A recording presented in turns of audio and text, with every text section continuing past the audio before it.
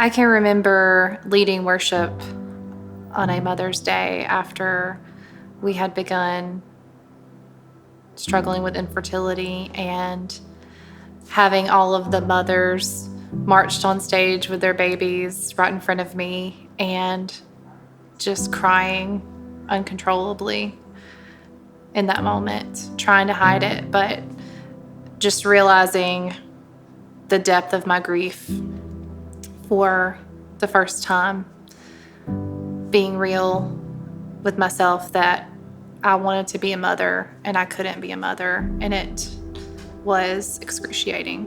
I realized that, and I let everyone know, please do not ever schedule me to sing on a Mother's Day. Not that I hated Mother's Day, but I hated the way that Mother's Day made me feel. There was something that I longed for and was waiting for that had not happened for me yet.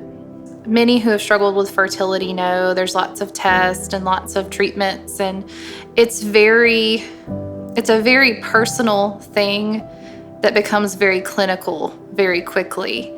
And I decided pretty quickly that there may be a different avenue for me, besides trying to become pregnant myself, that we might want to explore the possibility of adoption. We began to foster, and that is a difficult process as well. It is a different type of struggle than fertility. It's an emotional struggle. It's considering everything that a child has already been through before they get to you. We had a young girl in our home that we were fostering and loved her so much. Just instant bonding and instant family with her, and she felt that with us too. And you know, that thought runs through your mind of, will this maybe be the one that we get to adopt? And you never really know. Her birth mother had become pregnant and decided to give the baby up for adoption, and she chose us to adopt the boy that she was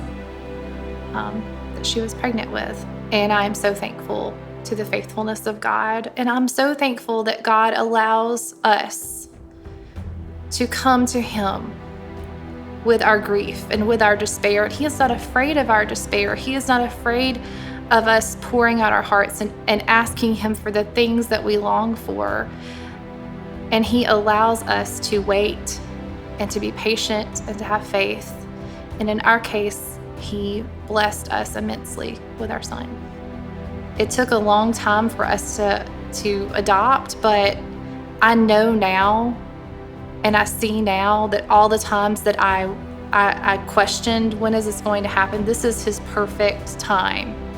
I think adoption is wonderful. I think motherhood is wonderful. But if that's not where you are, that's okay, because God has a plan for you and a story for you. This is part of our story, part of my story. Motherhood is not the end-all, be-all of being a woman, but it is something that I feel God put in my heart to be, and I'm very thankful to Him each day. But what I want to tell you is that God has an amazing plan and story for your life. And if that involves you becoming a mother, that's wonderful. And if it doesn't, that is also amazing and wonderful. There is no one who can tell you who to be except for the Spirit of God within you. So we got to be in His life from the day He was born. And we got to meet our son and name our son.